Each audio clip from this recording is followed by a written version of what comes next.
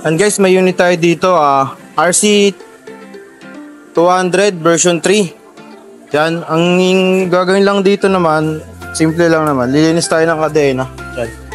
Linis tayo ng kadena. So, adjust na din tayo ng chain. Yan. Update ka kaya habang nililinis ko. So, yun lang guys. Peace out.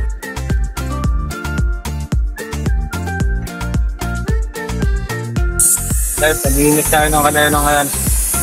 Magpapalpot din tayo sa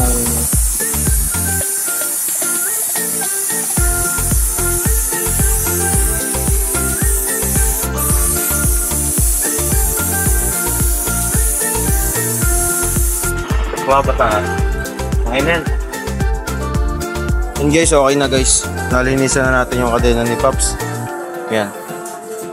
Nalinisan na natin, nalub na natin yan. Adjust na rin po natin. So, bill out na lang, sabay batsi na. Yun lang, peace.